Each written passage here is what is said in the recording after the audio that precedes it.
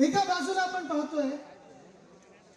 आपण पाहतोय सरकार आहे, मजबूत सरकार आहे, बहुमताचं सरकार आहे, राज्य करू शकता, देश बदलू शकता, पण तुम्ही संविधान बदलताय। आज देशातली परिस्थिती बदलणार होती 2022 पर्यंत।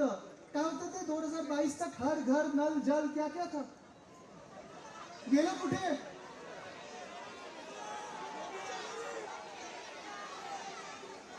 Fit India, hit India, skill India, smart city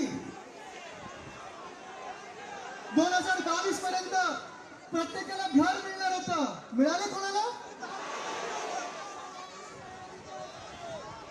2014 पर्यंत आम्ही जेव्हा सगळीकडे ऐकायचो साईबाबांचं नाव घ्यायचो तर सबका मालिक एक हे आम्ही साईबाबांबद्दल ऐकायचो, पण भाजपला विचारलं तर बोलतात सबका मालिक अदानी है।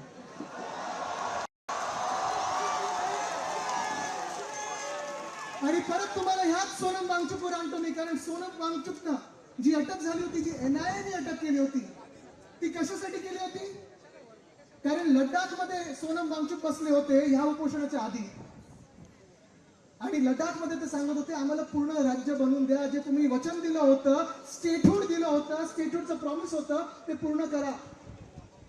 पण स्टेटहूड देत नाही त्यांना, कारण तिथे पण अदानीला जमिनी ढापायच्या आहेत, ते ढापल्यानंतरच त्यांना स्टेटहूड मिळणार आहे। त्याच्या विरुद्ध जेव्हा सोनम वांगचुक बसले होते तेव्हा त्यांना जेलमध्ये टाकलं होतं। पण आज देश जागृत होत आहे, आज देश रस्त्यावर येत आहे। आज कुठचा मंत्री काम करतो तुम्ही मला सांगा? अश्विनी वैष्णव रील मंत्री आहेत की रील मंत्री आहेत?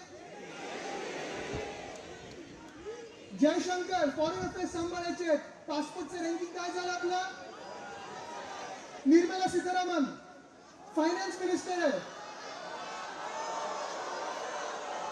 रुपया ऊपर जा रहा है कि नीचे जा रहा है? इकोनॉमी ऊपर जा रही है कि नीचे जा रही है?